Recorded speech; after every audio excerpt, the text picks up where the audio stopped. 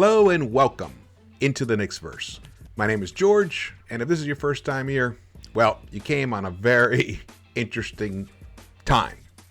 Very interesting time to tune into this recap. Well, if you haven't subscribed yet, please do so. And, thumbs ups are very much appreciated, along with your comments. Definitely like to hear the comments that everybody has about this game, what happened tonight. As you can see down below, Knicks went to Phoenix to play the Suns that without CP3, without Devin Booker, and they managed to lose a backbreaker, heartbreaker, soulbreaker on a buzzer beater bank shot by Cam Johnson, who had a career night. Of course he had a career night. 115 to 114. Alec Burks missed a free throw at the end that could have at least guaranteed an overtime, because we wouldn't have lost off that miracle bank shot. But it wasn't, that wasn't even the worst part. The worst part was the ball deflected right into RJ's path. And somehow, I don't know what he was doing with his body, where his other arm was. Maybe the defender was holding it. Maybe both RJ and Mitch were being fouled during that moment. But, refs aren't going to call that stuff at that moment. Anyway, the ball deflected off him, and then Mitch dove down to try to get it, and the Suns ended up with the ball. There were I believe there was like 7 seconds left, maybe 5 seconds left. And, Cam Johnson, who was he was scorching hot. Cam Johnson, I believe, had career high 38 tonight. And he also managed to get Julius Randle ejected from this game. Yeah, when he had already scored, I believe, 25 points. He got him ejected with 2 minutes and 40 seconds left in the third quarter, and the Knicks were up 86-76 at the time. So they had a 10-point lead. I believe the Knicks had a 16-point lead at one point in this game. Maybe it wasn't that high. Maybe it was 12 points. Whatever. Comes down and heaves a prayer from like 3 feet behind the three-point line, maybe even 4 feet, and banks it in to win the game. I feel bad for the Knicks players who were on the court, who played tonight. Most of them played really hard. All of them played hard. It was a night where RJ didn't have it at all, and I'm going to get into that. I'm going to get into the dynamic of what happened, the lack of actual awareness on the coach's part, on Thibodeau's part, to not understand what he had tonight in RJ or did not have. This game is so emblematic of this entire season tonight. If you didn't watch this game, I'm sorry, I'm not going to show actual highlights tonight. It's late, and you can catch the highlights. Whoever else puts them out, or just watch the whole game, because this was a game that you felt like. It felt like the Knicks were going to figure out a way to lose it. But then they actually built up a 14-point lead early in that fourth quarter. Actually, I think to close the fourth without Julius. And then gave up 2 3-pointers right away. So the lead was cut. And then it was just attrition towards the end. And it really hurts. It really hurts. I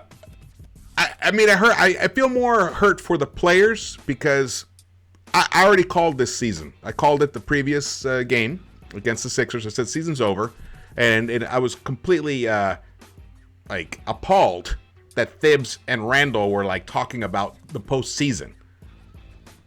Come on, as if we don't watch the game, as if we can't look at the standings, as if we can't see where you're trending, as if we don't know that you're on a 7-game road trip. And part of that is going out west. Like some sweet gaslighting there. So I tweeted this out pretty early on in the fourth quarter, when RJ was just missing shots left and right that he was making. He's been making them all along. Recently, he's been one of the hottest players in the entire NBA for the past month and a half. but he was missing easy ones. Luckily, Mitch was there to clean up the glass, but I tweeted out earlier, I said, RJ's running on fumes right now.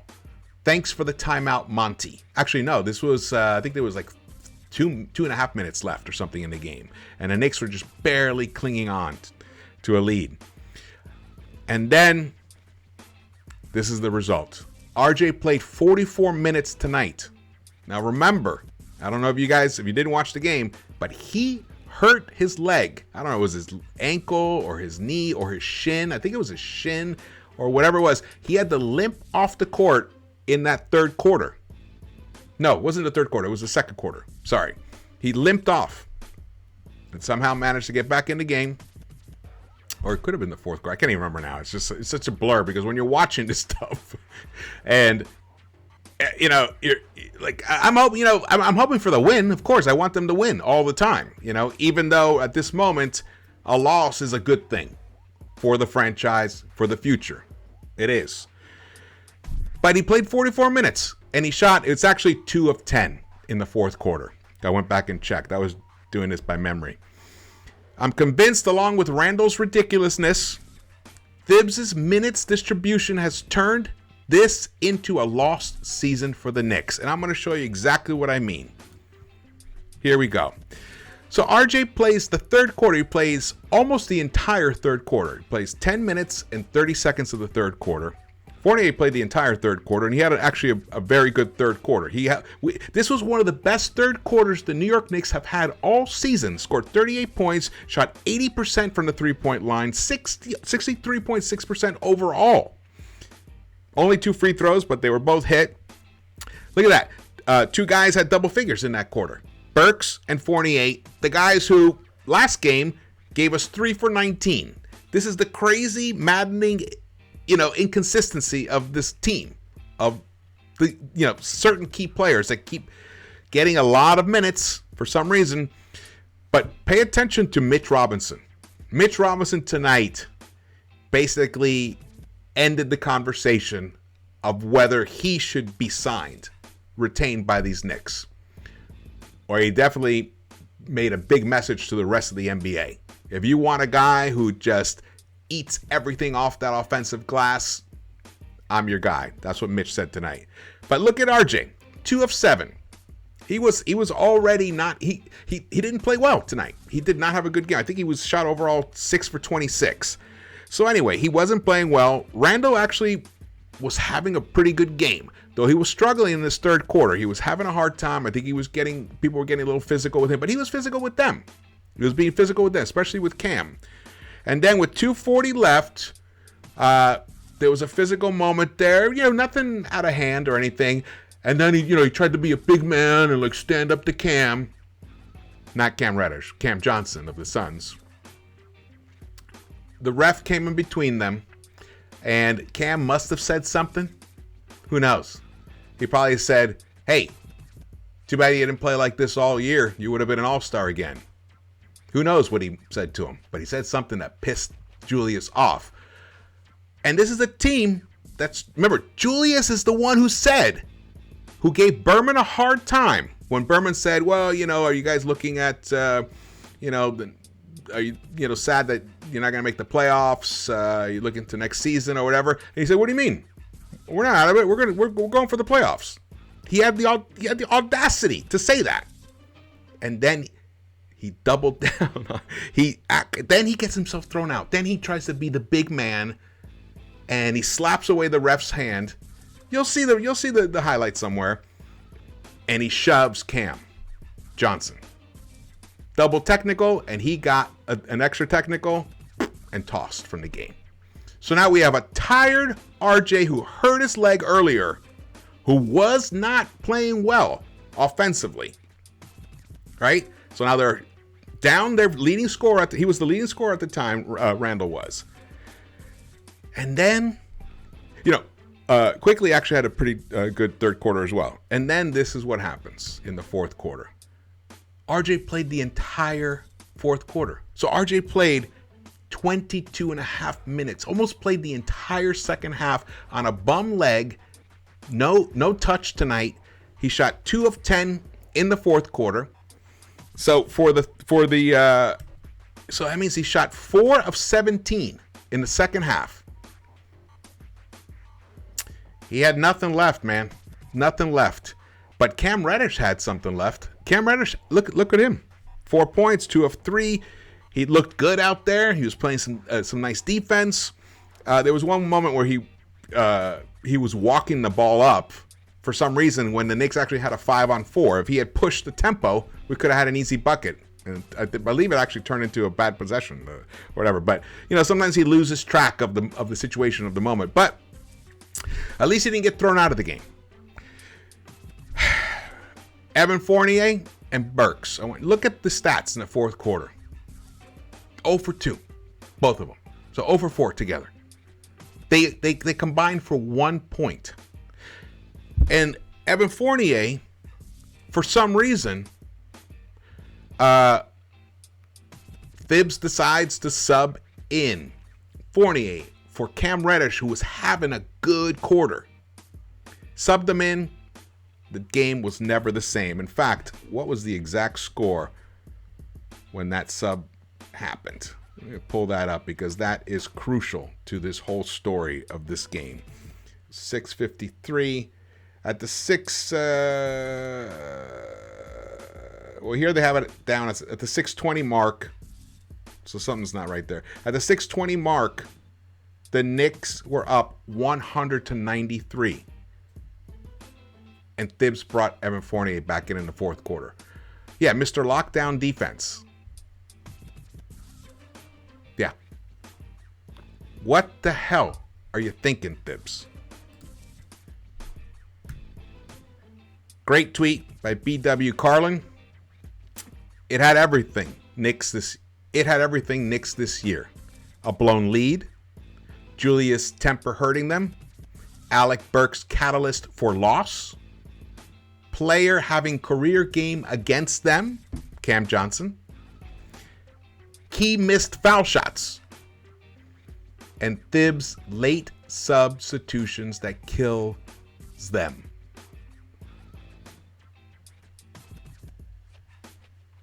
I called for Thibs' removal a while ago. I suggested it. And then in the last video, I said he has to go. And this is proof of it. In my opinion,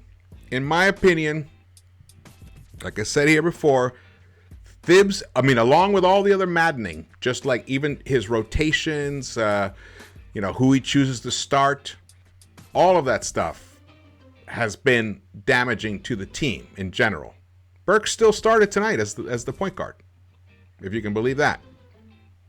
Thibs' minutes distribution has turned this into a lost season for the Knicks, and it should really cost Thibs his job. Thibs should be sent packing. I would do it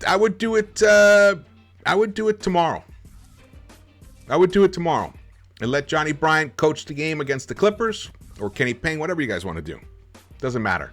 We need to focus on developing the youth. We need to focus on getting some synergy between Cam and RJ. IQ looked good. Mitch was phenomenal.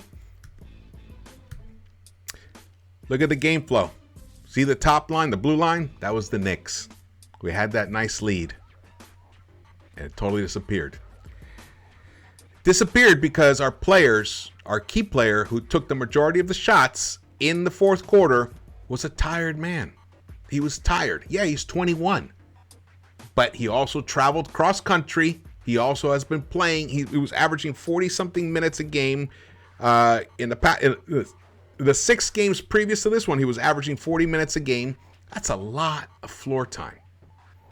Now, I get it. Thibs panics.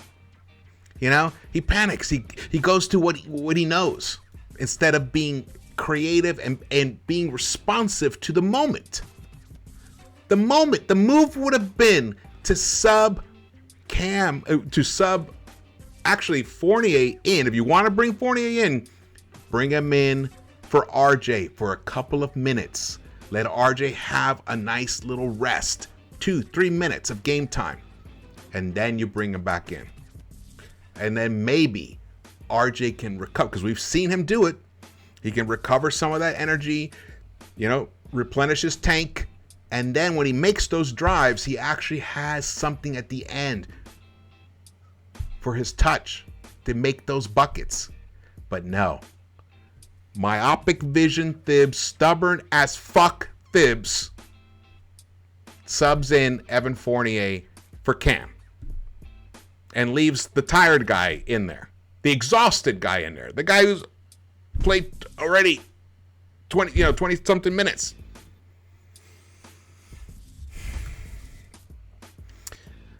Now, look, you see, I told you, look, Randle was having himself a game. 25 points in less than 3 quarters. 9 of 18, 7 rebounds, 4 assists.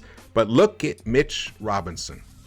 Hit all 8 of his buckets. He was feasting on the offensive glass. 15 rebounds. He had a double-double. He destroyed DeAndre Ayton tonight. And we talked about DeAndre Ayton and Mitch in the pregame show, because there's been discussions of maybe going after DeAndre Ayton in the offseason. Well, Mitch put an end to that. All 5 starters in double figures. And that was early in the fourth quarter that they had reached that. I don't think that's happened all season. And it didn't. But Burks, think about this. Burks had 15 points in the first 3 quarters. Fournier had 16 points in the first 3 quarters. Nothing in the fourth. Nothing. RJ kept gutting it out, though. He kept trying to make something happen. And I will say this. He was getting close enough to the hoop so that he can get the ball up there with hopes that Robinson could clean that glass and connect for some buckets. And it worked. I believe it worked at least 3 different times in that fourth quarter. Crucial times when the Knicks were battling to hold on to the lead. Quickly was 4 of 8, 3 of 5 from behind the arc. I feel like his stroke is back. 8 rebounds, 2 assists. He had himself a nice game. Cam Reddish had a nice game. Obi couldn't play tonight. He was hurt, and it was a bummer because tonight would have been a great night to have Obi. Tonight would have been the night if Obi was healthy and Randle got thrown out. Tonight would have been a night for Obi to step up and make a statement, and he couldn't be there for that. I feel like that's happened so often to these Knicks this year, where an ill-timed injury comes in and interferes with the ability for one of the young players to like pronounce themselves to Thibs and say, look, I deserve more time. We saw it before with COVID. Look at Grimes, little weird injury. This has been a year of some bad luck for the Knicks and some terrible, terrible coaching, some terrible minutes management by Tom Thibodeau. It's just a fact. Just look at the numbers. The more I've said it before, diminishing returns. You can't keep somebody out there for that long and expect the same high level of production. Some players maybe, but we don't have those kind of players. We do not have those kind of players. And look, we shot 13 of 29 from the three-point line. I wish we had shot more threes. If we had shot more threes, maybe this game would have been a total blowout. We hit 40, almost 45%. Look at this. Burks was a plus 12. Randle was a plus 8. Fournier a plus 8. RJ a minus 12 because of that fourth quarter. He didn't have a good game anyway. He wasn't having a good game in general anyway. But it was left on his shoulders, his 21-year-old shoulders, to try and carry this team to a victory. And he almost pulled it off despite his inability to actually make buckets at the end. He made some great passes. He made an excellent, he was in the right corner. I forgot who got him the ball. This was late in the game, and he did a no-look to IQ, who sunk the three, and I believe that actually got the lead up to about 5 points at that moment. Tremendous. That's great. He just shows how he affects, he impacts, he makes winning plays even when he's not playing that great offensively himself. You can see here, Mikal Bridges 20 points, but look at the bench. Cam Johnson 11 of 16, 9 of 12 from behind the arc, and that includes that lucky bank shot at the end. 38 points. 50% they shot from behind the arc, and they put up 5 more three-pointers than us. And that's why they were able to stick in this game, because we were killing them on the offensive glass, on the glass itself. 49 rebounds to 33. Look at that. We had a 16 rebound advantage there. We even hit 70% of our free throws, but once again, if we hit some more free throws, you can't lose the game in a buzzer beater. Points off turnovers, again, 14 turnovers, which is not atrocious, but it ain't good. But look, it led to 18 points, so we were a -7 in that category. We won the points in the paint. The fast break was pretty even. The fouls was pretty even. It was a 14-point lead. It was our largest lead.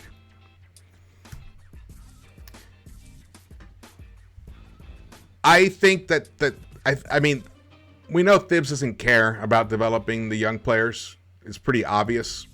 He cares about winning at all cost, even if it actually leads to a loss. That's the irony of this situation that we're in. But somehow we're going to have to keep enduring this until something's done. Something needs to be done, because this is a waste of a season and a waste of talent. If it weren't for RJ Barrett making the star leap this year, there really wouldn't be much to talk about at all in terms of optimism for next season. And Mitch is having a nice season as well, even though he's had some up and down games and people are like, oh, well, he can't compete with the elite centers. Who can? That's why they're elite. If you don't have one of the elite guys, you got to have one of the other guys. And Mitch is one of the other guys. Highly productive, never gets a play called for him. RJ and him have a nice chemistry between them. I think that's something they have to keep going to over and over again and refine that. They have to refine it. Okay, thank you guys so much for watching this. I wish there were better news, but there ain't. There ain't. And if you didn't watch the pregame show, you should definitely check it out. We talked about some interesting topics there. It's not just previewing the evening's game. It's more than that. It's more of a discussion of whatever's happening in the Knicks world at the time. Okay, please subscribe if you haven't yet, and the thumbs ups, and drop your comments. Definitely want to hear your feelings about this. The next game is against the Clippers. It's a late game here in LA, Sunday night.